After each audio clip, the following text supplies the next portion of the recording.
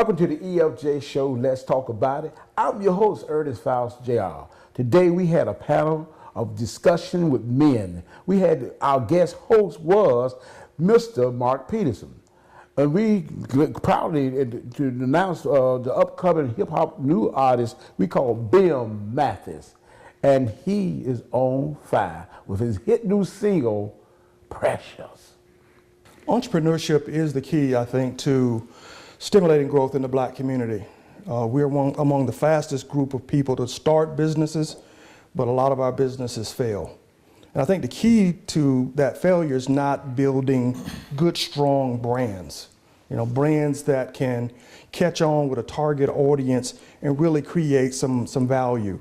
In Atlanta, you know, the segment that we're seeing strong growth as a complete community is entertainment.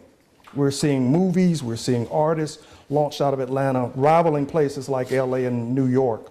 So I think we have something special to really talk about because people are looking to Atlanta for leadership when not only in entrepreneurship, but in some of these fast growing areas like entertainment. And Mr. Johnson, tell us about your experience in trying to launch a brand and launch a business at the same time and some of the issues you've run into.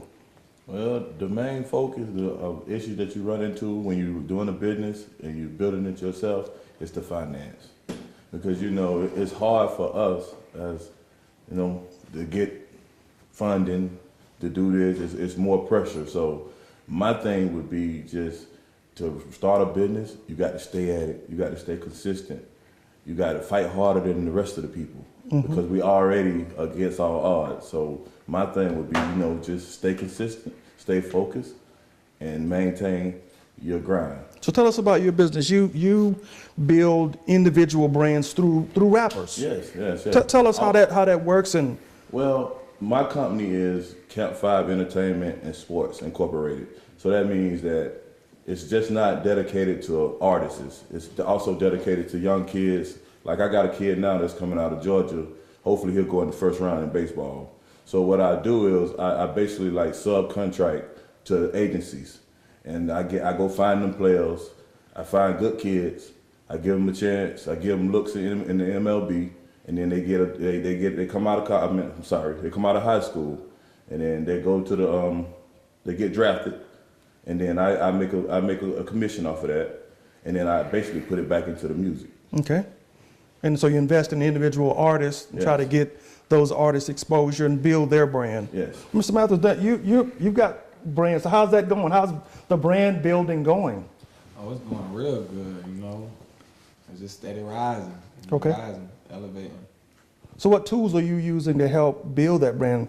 You know, when I started in entrepreneurship, you know, it seems like yesterday, but it's 20-something years ago, it was expensive to launch a business because you had to pay for ads, pay for newspaper, little, you know, small ads cost you $25,000 in a big paper like the New York Times. You're getting coverage for free now with some of these social media platforms. What are you using to build that brand?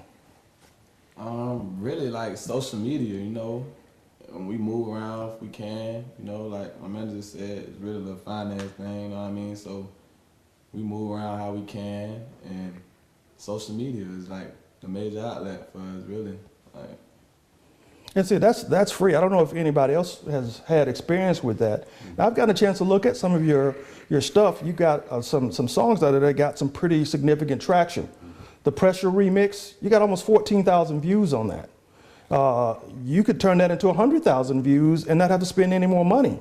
And I think that's when we start thinking about black people building businesses, is trying to figure out how, without the money, how do we get that value, right?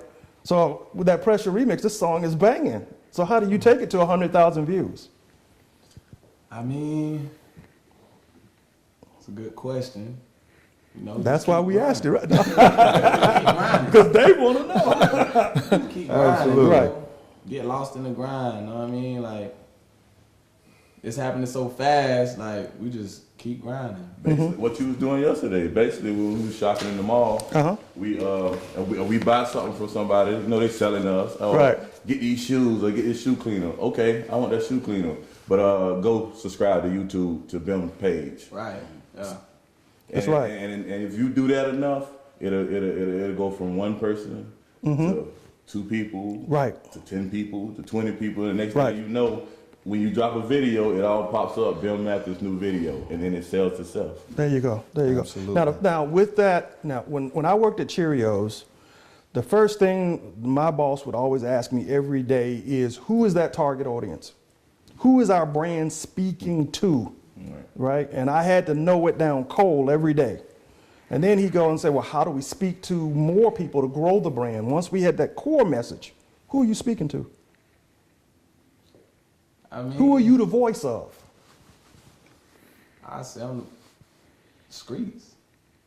Okay, a lot of people on the street. I'm the voice of everybody. Whoever Okay. can, like, really relate to my story, you know what I mean? Mm-hmm. Because I'm telling my story, you know what I mean? Right. Whoever can relate to it, that's who I'm the voice for. Okay, now I want you to refine that.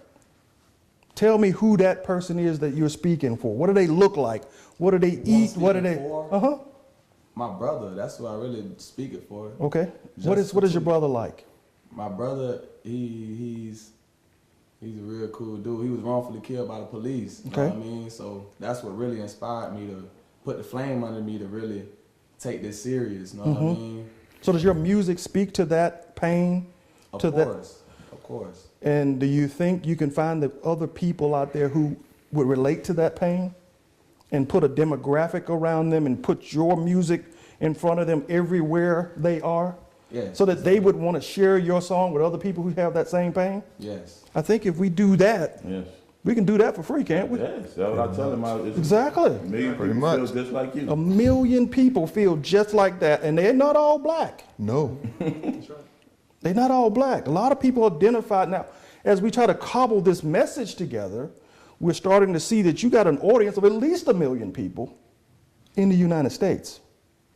You got 2, 3, 4, 5 million outside of the United States that experience that every day. When I traveled, I was always excited to see how many people that didn't look like me wearing Tupac shirts. Why? Because they identified with the message. Exactly. He was speaking to them. So how do we take that and that audience and turn him into, Monetize it. right, how do we monetize it? So do we get money from these 2 gentlemen to go really make you into something big? I'm gonna let this guy answer that. The financial guys. How do we monetize it? The brand for him. Yeah, his brand.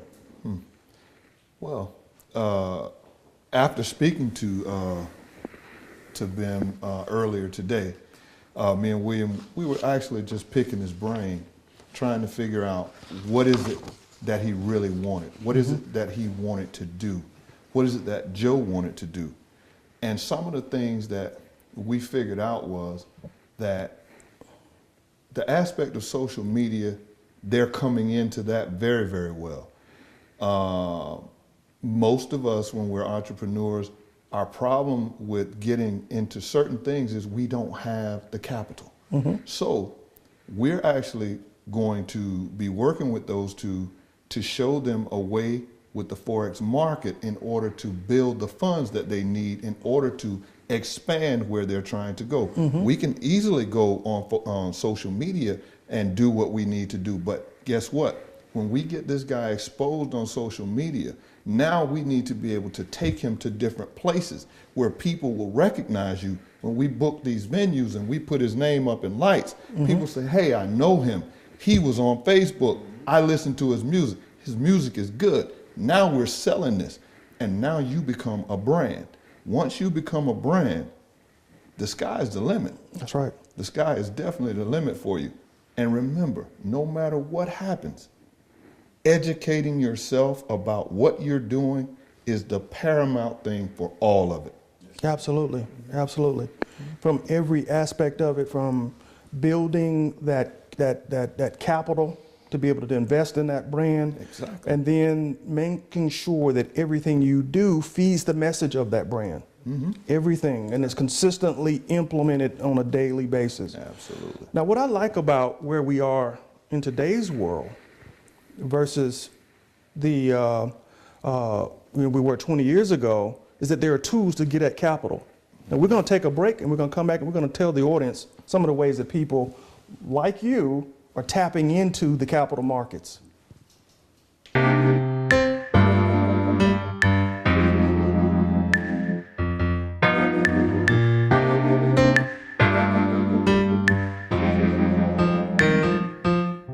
Think about this right here. Bill Matthews coming back from nothing too. This is a new CD. Go out and check it out on YouTube.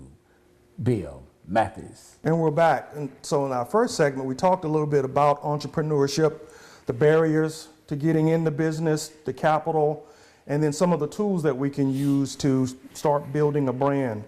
And now we want to try to shift gears and start talking about the money. Because we all know in the black community, the big thing is the money. How do you get enough to get that momentum so that you can get the real traction to start building the real wealth? And we said that we would jump right into some of the free sites that can let you generate that kind of money. The first one right off the top of my head is Patreon. That's right. Everybody heard of Patreon? Yes.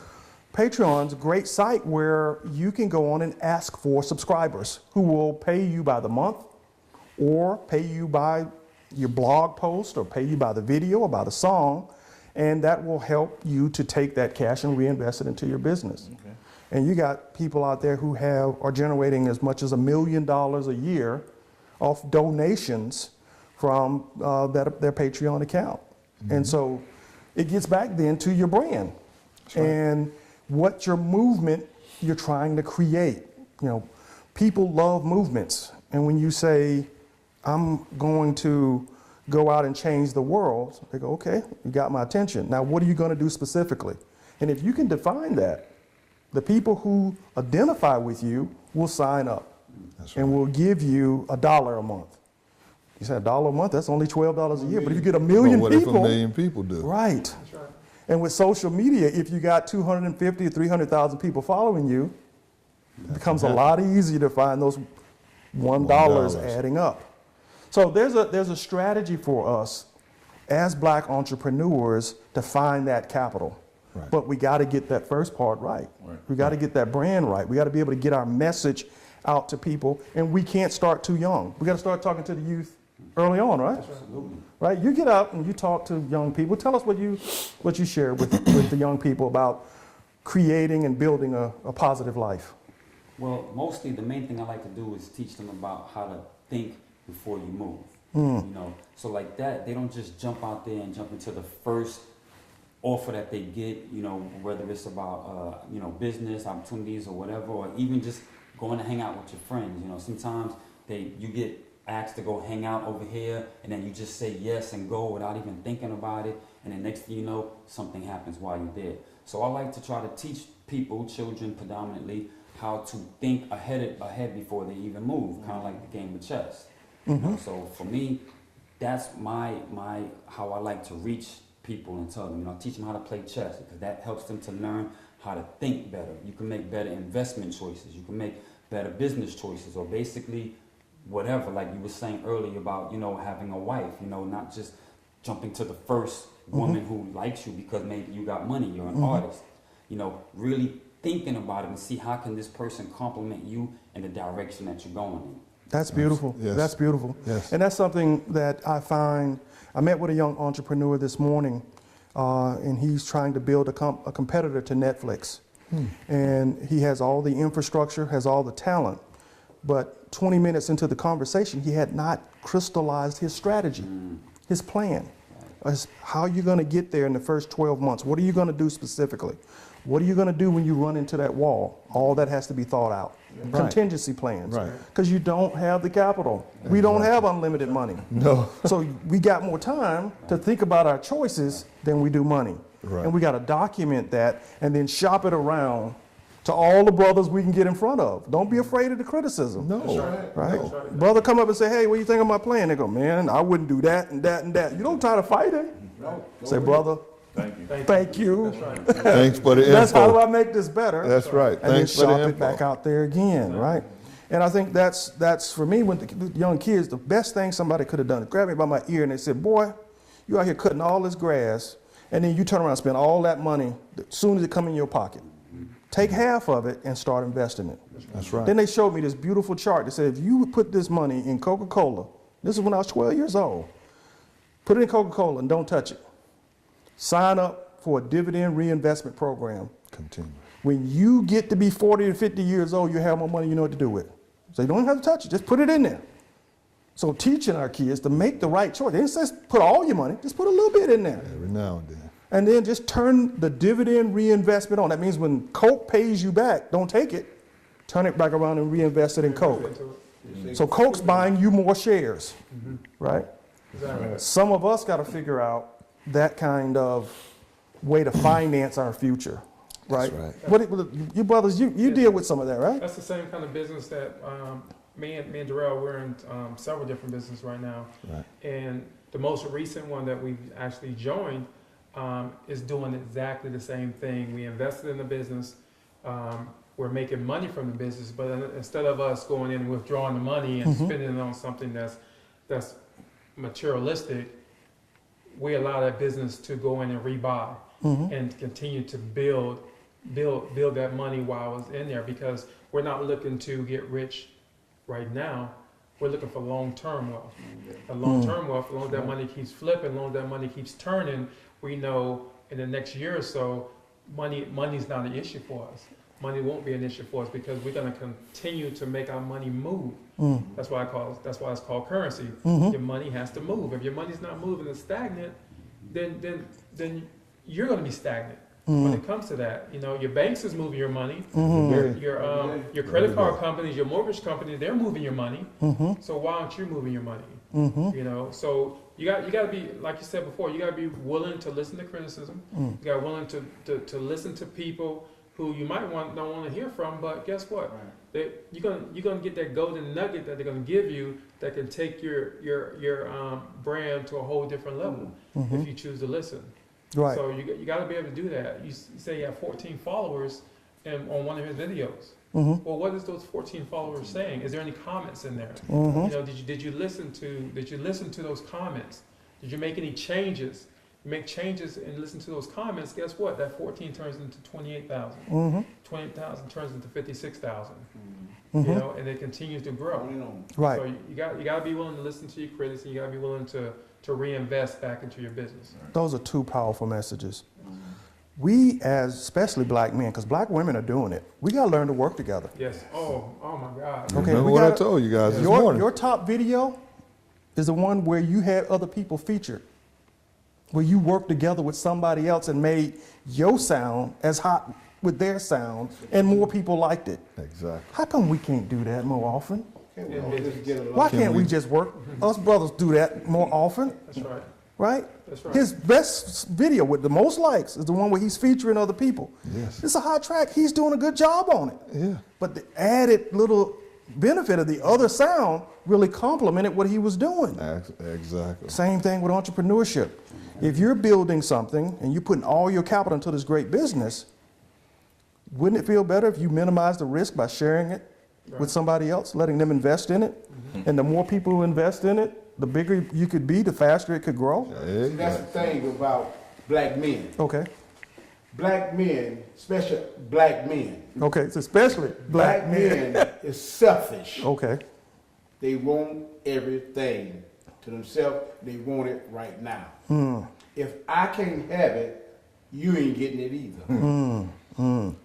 How do we break That's that? what we How do need we? to overcome with. Because you're right, and the other point is, you said right now, like you were saying earlier, wealth is about long-term appreciation. That's right. Right. That's right. And we got this short-term mindset. Right now. Absolutely. We got to have that big car right now. Now. Right. Perfect example. With the business that me and William are in, we talk to people and they'll decide to join in with us, and they start off running, and then all of a sudden you start getting those no's. Well, no, I don't want to get in this business with you, and they start to get discouraged, and they say, man, I'm really not making money fast enough. My first thing that I say to them is, okay, if you went out today and you got a job, would you get paid tomorrow? So even if you were getting paid weekly or bi-weekly, you would have to wait a week and then get paid the following week. So you waited 2 weeks to get paid for a 1 week job. If you're getting paid bi-weekly, you're gonna wait 3 weeks or 4 weeks to get paid. So if you wait that long to do that, why can't you wait 30 days for this to start paying you? Therein lies the problem. I need to get paid right now. Number one, you don't trust what we're doing.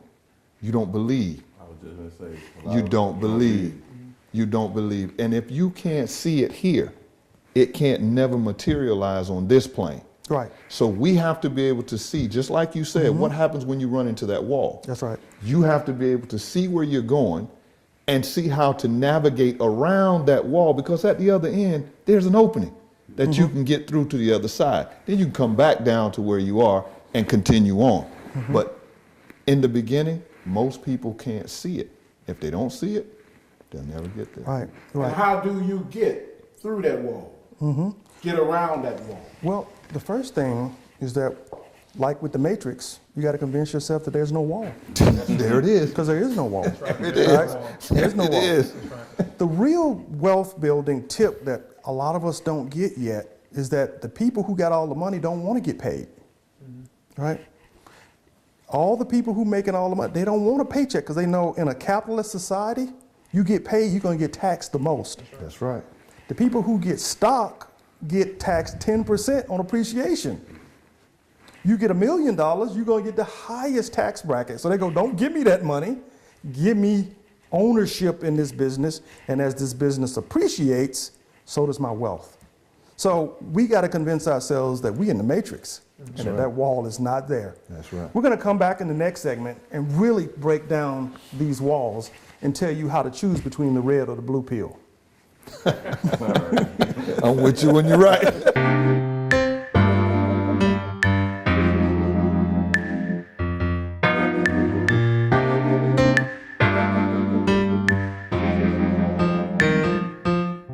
Think about this right here. Bill Matthews coming back from nothing to. This is a new CD. Go out and check it out on YouTube.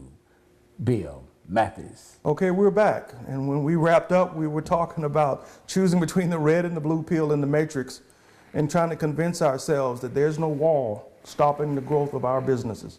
We're trying to figure out how we convince ourselves to work together, pool our resources, and really build the kind of businesses that can be not day to day, month to month, but movements that can change communities. So how do we do that?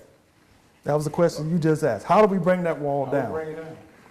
I think, did you want to answer that? I think the biggest thing is we have to get away from that corporate slave mentality. We feel that we have to use these all the time because that's what our ancestors had to do, you know. And that's what they learned. And so when it comes to me myself, hey, I want to be an entrepreneur. I want to be able to financially take care of my family the way I want to, even though my mother wasn't able to do it, my grandmother wasn't able to do it. See, we think we have to be athletes or big names, superstar singers in order to be financially empowered, but we don't. The thing is, if we just come together as a family, you know, if your family would have came together and said, hey, let's build a business and to become financially free, and all of them took their money and all of them joined and put their money together, you would have been able to do that. But like Ernest says, that we fight that crab in the bucket mentality. All right. You know, every time we try to get ahead, somebody's trying to pull us back down. They never let us out of that bucket. If we can get out of that bucket and convince ourselves that we don't have to live the way corporate America said we have to live. That's right. You know, you have to ask yourself, why not us? Why do we have to live the way we're living? And if you change that mindset and you start looking at a vision and change the system that you're in, we can that wall that's there but is not there, we wouldn't even be talking about that wall because we'll be pushing forward. We'll be moving forward like rhinos. And that's what we have to be. We have to be rhinos. We have to push forward, and you can't give up. Once you give up, that's when you fail. As long as you never give up, you're gonna succeed in any business that you do. You just gotta push forward and know that there's gonna be plateaus. It's gonna be plateau, just like when you're lifting weights. Right. You're gonna get to a point, or you're trying to lose weight. You're gonna get to a point like, man, why can't I lose weight anymore? If you keep going, you'll break that plateau, and you'll be able to be successful. That the kind of success that you actually want. And that, to me, that's what we need to do. Yeah. I think we got one of the key resources right here with this gentleman right here. Yes, sir. We got to teach our young men from this age on up that the right thing to do is to work together.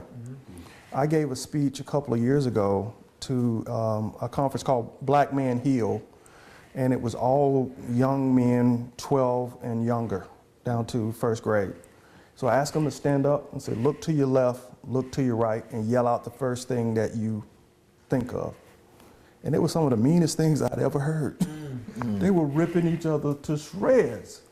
And they thought it was funny. And I was like, is that what you really think of each other? You look to the left, to the right, and you didn't see your brother? You didn't see somebody that looked like you, that you care about, even though they weren't your real blood brother.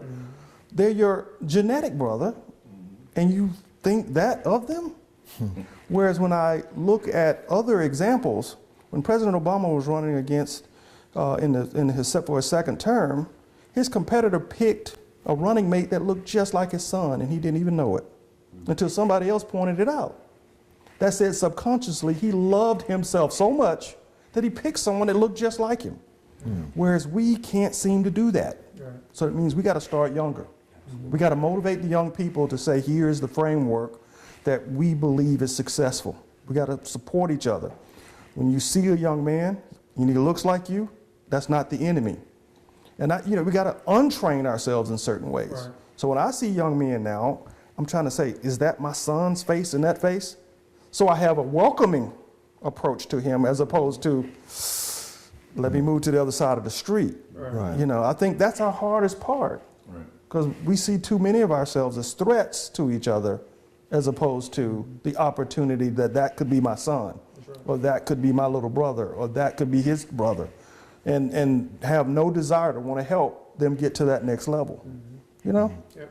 What do you think about that? I mean, I definitely agree. You know, like in chess, once again, the pieces all work together to accomplish your common goal. Right. So the more people you can collaborate with and work with, or joint venture with, or do features with, the better it is off. But the better you are off for both of you and everybody involved. You know, it's a win-win for everybody. Definitely. Right.